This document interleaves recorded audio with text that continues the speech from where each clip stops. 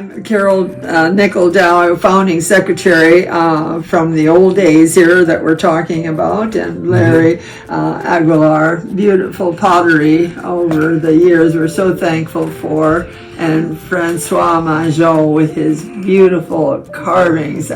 You're all over town. Francois, thank you. And of course, Pauline Pike with your beautiful art. Thank you. While we're still all able to do it, let's try to preserve history a little bit. As you all know, it was going to be bulldozed down here, and they had a community hall meeting on Veterans Row, okay? And that's where the community, they had a meeting, and I would say there were probably 150 people there. From that, there was a group, this small group came together to be like a committee to try to figure out how to put this together. So there was a vision, and that was how it got started. The genesis. Yeah. Well, the first night after we had the first meeting to save the building, we came down to see it. And we had flashlights. There's no way I would have come down those stairs. It was just all gravel where they were fixing the buses, and it was creepy and wet. Didn't even go down the steps. It was smelled musky. Yeah, it was horrible. Can allow things to kind of put you down, but we just felt there was a real need to try to save this building. So if you remember at the beginning, it was Art Skipsey was mayor, Jack Collins was on council. Yep. And the challenge was they had 3 months to get this all accomplished. Right. And Jack said, "I'll eat my hat," and he had a straw hat on, if you can do that. You remember that? Yeah, he did that. And he had to eat his hat. And it was, I think, the day that they have art in action on the street here, where all of the artists had so many hours to create their art and then come together for the final. And Jack had to... But I remember the excitement and team preparation for the Garden Tea and Art Auction. We were all working together. I can remember, for example, Bob getting a hold of his fellows from the golf club to help put the bleachers up there for seating. You remember the tents going up and how beautiful, and the Baroque band, the cello, the violin. He had just been fishing down at French Creek, and he had a beautiful salmon. It was late at night. This is something like 9 or 10 o'clock at night. And he went up to the gates, and he asked if he could talk with Mrs. Milner. She welcomed him in. He gave her the fish, and he said, "Would you consider allowing us to host the Garden Tea and Art Auction here on your estate?" And she agreed. So that was how it began, with a salmon. Old Dutch Inn had all those beautiful hors d'oeuvres, and it was just the excitement of finally getting it together. I think Bob was always so optimistic, and to finally at the end have a very successful return. And it was a special time. I especially, though, want to take a moment to thank Dorothy Francis, was one of our largest donors, and there's a gallery named, I think her name is still on the gallery upstairs. The day of the picnic when Stan Hagen handed out the check, for $48,000 to Bob, and I have the letter that went with the check.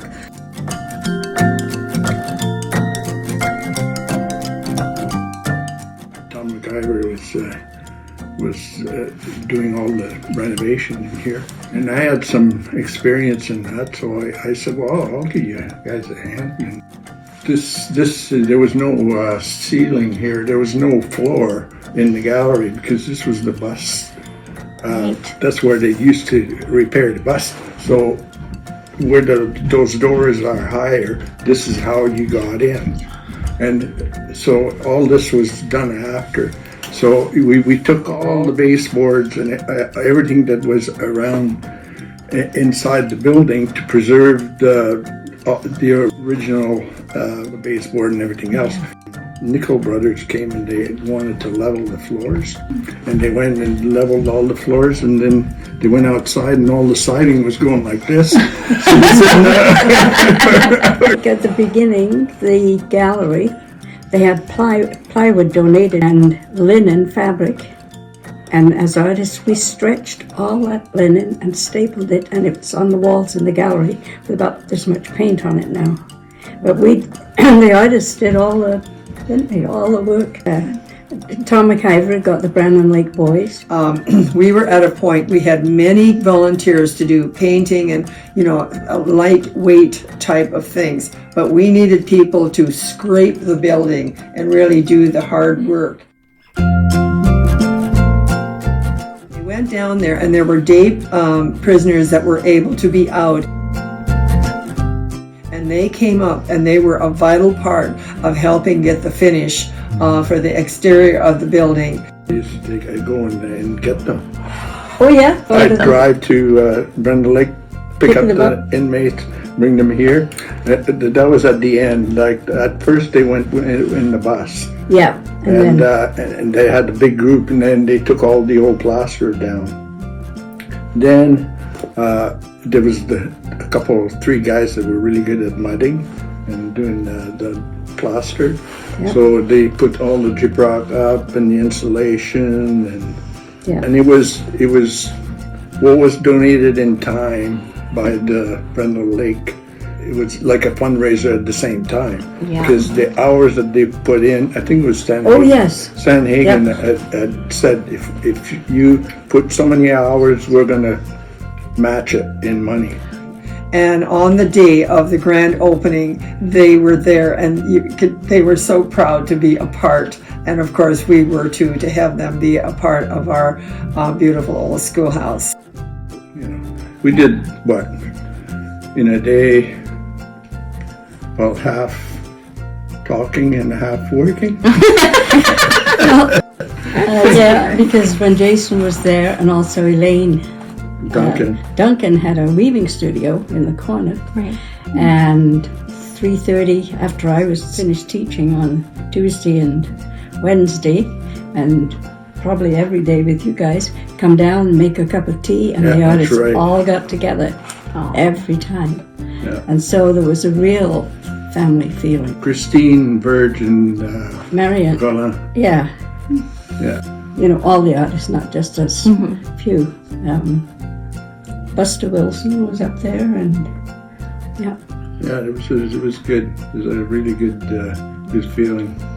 Well, Ron and Christine left, and they went on their own because he went back to teaching. Yep, and Anne Marie was here. Anne-Marie was here for in the pottery after Elena, the weaving studio. Now. Elaine. She's doing well too. Yeah, she's. I was teaching for Malaspina actually for the Pikesville Qualicum campus, and this came on board. And Tom McIver set up the classroom so that I could teach, and we got the overhead mirror, and so I was in Studio 9 for 10 years, with Peggy and Pat Audley.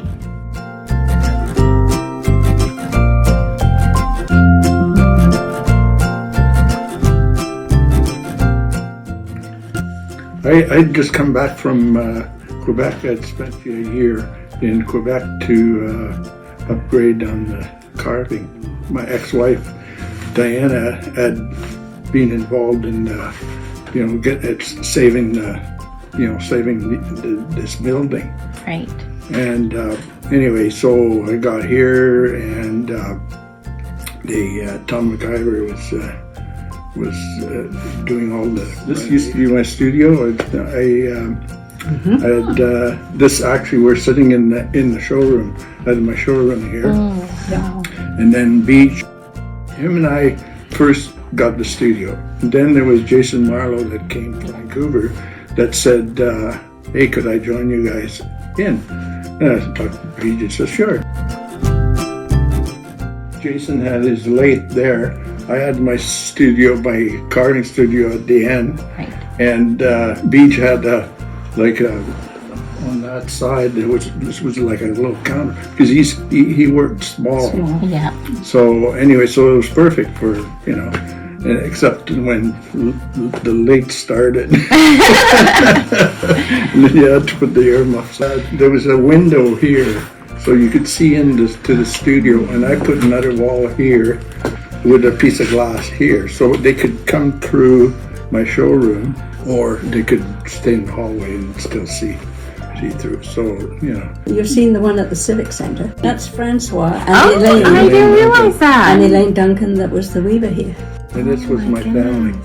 Yeah. That's in the photo. Like my dad had his 75th birthday, and I had taken a whole bunch of pictures. On the bench is my mom and dad, and I got my brother with his dog. Yep.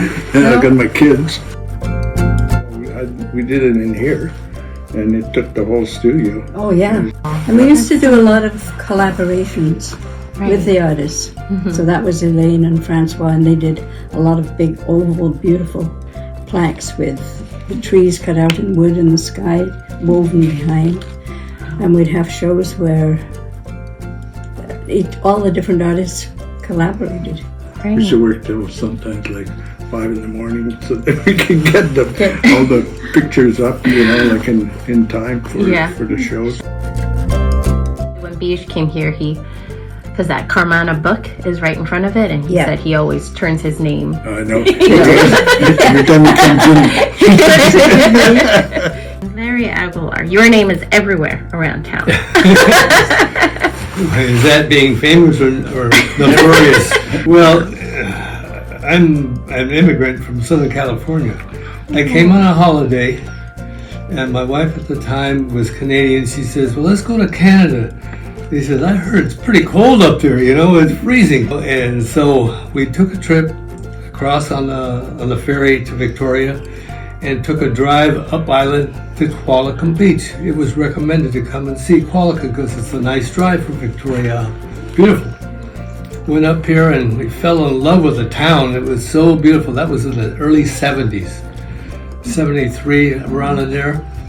I saw Qualicum and fell in love with it, and I said, dare we go to a realtor? And big mistake, they showed us a property that we fell in love with, said, let's go home and sell everything.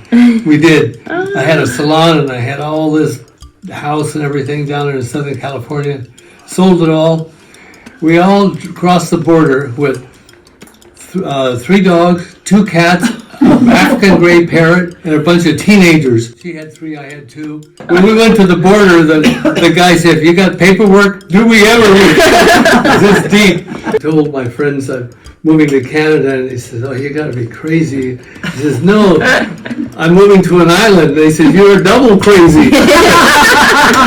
An island in Canada? Oh, no. They think of it as a little Gilligan's Island, all my friends back east. Oh, yeah. So you tell them, it's pretty doggone big. It takes 7 hours to drive from one end to the other. Right, yeah. John Anderson and Glenda Anderson he was a potter in Coombs, and we had opened a store next to the Royal Bank called the Purple Onion. It was a gift and ladies' boutique store. And we had Francois' work in there, we had Jason Marlowe's work, and we had all kinds of local artists' work. And then John Anderson introduced me to clay. And that was the beginning of it. I got into the clay and started learning and how to throw and took classes and all the stuff. The next thing you know, I'm selling work, and I haven't stopped.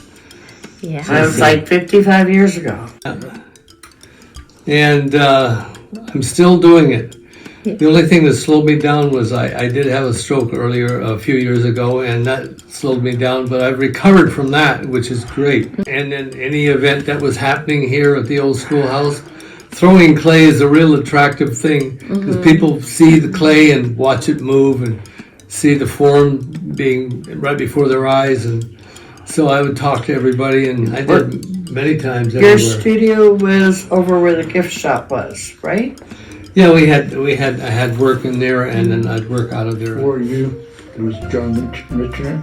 Oh, yeah. Yeah, John, was- and then there was Yeah, that's right. What a gift for you to give that to the people coming in to see a lump of clay and how you would turn the changes. wheel and form your beautiful objects of art, and they could see it right before their eyes. I know, that's the attraction. Yes. And I even fired pots right out here, horsehair and raccoon. Yeah, we did there's several art and action events where we were way out there.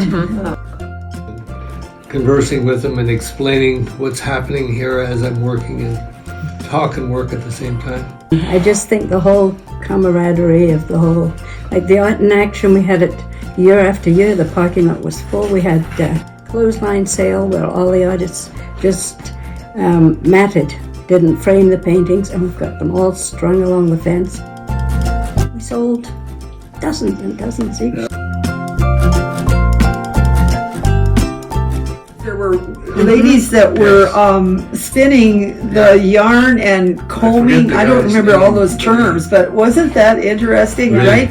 Art in action, Yeah. you know, that was happening right out here in a neighboring field, and then they'd take the wool and show us what they did, and very interesting. Yeah.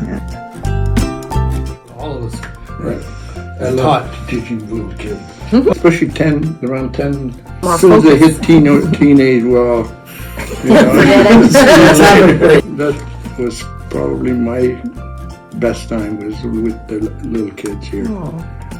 Kids used to come in and take carving classes, so all they had to do was go over the fence and That's be in right. here. And I took a carving lesson from you. Yeah, I that's still right. got it. Yeah, I used to take, 6 of them at once, and we just, like, whatever they wanted to do. So I had a little bandsaw here, and I'd cut the rough, and then I'd give them to them, and I'd mount them. I had made all these stands so that they had both hands on the tools, and I would take my tools and they, whichever tool that they needed, and so this was just an hour, so it was enough to, just enough so they keep their attention. And then the next week they were eager to get started on their project. Still, I actually still have in my shop. I still have some of the pieces and everything. Francois was talking about the kids. And there was always a crowd around something that was happening. And of course, when you've got clay, they want to know if they can touch it. Because, it's just all this slimy stuff and it's changing form, and they're kind of mesmerized by it all. They'll be standing around, and I said, well, you can touch it, but don't get your hands messed up and make a mess, because I'm going to be in trouble. Think about Pauline and Francois and Larry. They're international artists. And why did they all end up here? That's a story in itself. Yeah. Merv Brandel, an international artist. Fenwick Lansdowne, from Victoria, Bruce Muir. Without all the artists, it could never have happened. And there's been such unity, harmony, and community together from all of you. And I would say from the hundreds of volunteers that I've seen over the years that have given so much devotion of time and effort and just loved doing what they were doing here at the old schoolhouse. It was just a really good feeling in this place. Just felt it was important to give this to the community, and I'm so glad we did, because every time I drive by here I say yay. So it's so good when the community can enjoy it, and we can too. There's so many parts of people working together, and that's what makes a team and makes you feel we're doing the right thing. Mrs. Brown. Yeah.